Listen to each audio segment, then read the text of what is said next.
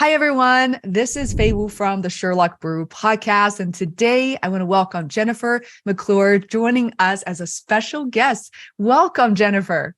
Thank you. I'm so excited to chat with you today. I am too. We have been following your work on LinkedIn for a little while. We absolutely admire it. And for our audience who's not as familiar with your content, who you are, I would like to provide a brief introduction before we dive into today's questions. Great. All right. So Jennifer McClure is an entrepreneur, keynote speaker, and a high performance coach who works with leaders to leverage their influence, increase their impact, and accelerate results. Frequently recognized as a global influencer and expert on the future of work, strategic leadership, and innovative people strategies, Jennifer has decades of in-the-trenches leadership and executive experience working in and with startups, privately held companies, and Fortune 500 organizations in a variety of industries. As a top-ranked keynote speaker, Jennifer has shared her insights with thousands of leaders at conferences and corporate events around the world. Clients include Procter & Gamble, General Electric, IBM, SAP, Oracle, Bloomberg, LinkedIn, Notre Dame University, Society for Human Resource Management, Association for Legal Administrations, and Association for Talent Development. Jennifer is also the Chief Excitement Officer. I love the CEO, Chief Excitement Officer of Disrupt HR, a global community designed to move the collective thinking forward when it comes to talent in the workplace. She hosts a weekly podcast, Impact Makers with Jennifer McClure, sharing conversations with practitioners, entrepreneurs, authors, and speakers who are changing the world while building careers that they love and lives that matter. Welcome, Jennifer. I love the intro. It's a lot. That's a lot of free publicity for some companies in there. Yeah. I know you've had such an extensive experience working with these Fortune 500 companies. How can organizations leverage mentorship, coaching, and development programs to support professional growth and advancement of Gen Z and young millennials in the future of work? I think it's a lot of things changed, obviously, after 2020 and what we all went through as a global society of humans who were experiencing massive change on a scale we've never seen before. But I think one of the good things that came out of that time period was the ability for people to really own their own personal development and to see the vast variety of things that they have access to, which in turn also means that companies have access to those same resources out there. So it's become more important, I think, for all generations, but certainly, as you mentioned, the millennials, the Gen Zs, and whatever I've heard the generation after them called many things. So the people younger than that who will be coming into the workforce in the future, they are truly focused on their personal growth and development.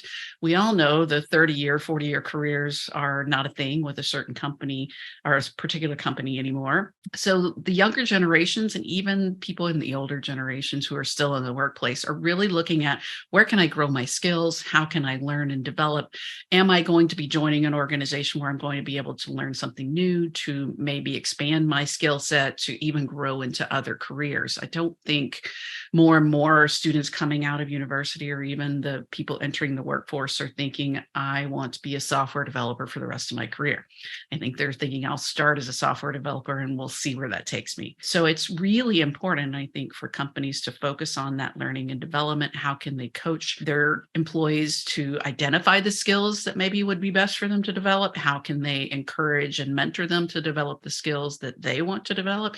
And then also, what does the organization need? So how are we making people aware of the opportunities, the skills that are needed, and how can they access those so that they can be the people that we need in the future and we don't have to go out and hire from the outside? We are really curious about this particular generation, Gen Z, young millennials. I happen to be the older, possibly the oldest millennials. And there's that weird 20-year gap. I know it's really quite strange, but what are the steps that organizations can take to ensure that the future of work is environmentally sustainable and aligned with the values of Gen Z and young millennials who are increasingly concerned about sustainability and corporate social responsibility? Well, I think it's certainly important, and organizations need to look at where they can get the most bang for their buck.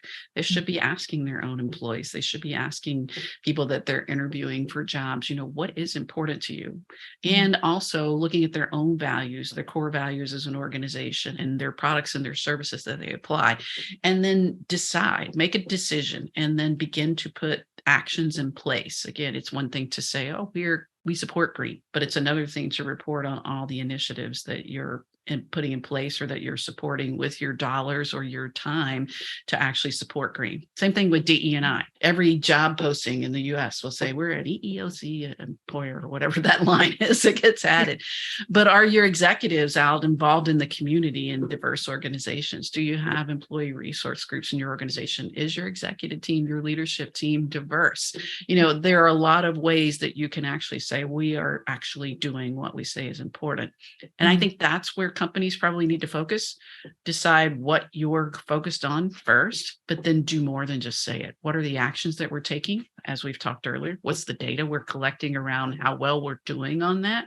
And then how are we reporting back to people that we either are doing well or we're not doing as well as we want based on the goals that we set for diversity, equity, inclusion, or green sustainability, or whatever you want to put out there. There are many areas of corporate responsibility, and some are more important to some in the younger generation than others. And they're going to choose the companies that they are able to go online, or they're able to look on LinkedIn and see what's actually happening, not just going to their website, which they may never visit, where it says, here's our core values and here's the sustainability actions that we support or value or say that we do.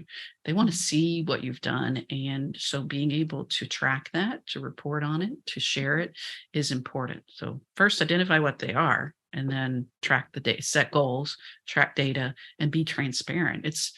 I think I'm not of the younger generations, but I would think if I'm interested, again, let's pick on green, for example, I want to work for a company that is moving towards being green, sustainable in the future. And so I'm actually going to look up and see what their actions are around this. It would be very important for me to be able to find that information. And if I can't, then I'm not going to apply.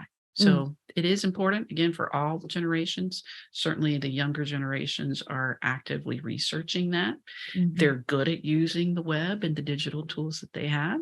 So you need to be, as an organization, good at putting the information out there that they can find. I love this part, because I'm thinking you're exactly right. Having fine points, having a page describing what you're going to do is not nearly as powerful as, case studies and specific events that are really associated with the things that you say that you believe in. And having proof, I think, leaders appearing on podcasts and being able to actually talk about it. This is not just an initiative managed by some department, but you as a leader who's aware, who's supportive of this, and being able to showcase that, talk about it, is absolutely huge. Thanks so much for watching. I hope you find it helpful. We'll soon be back with our next podcast. In the meantime, please share this episode with your friends and colleagues.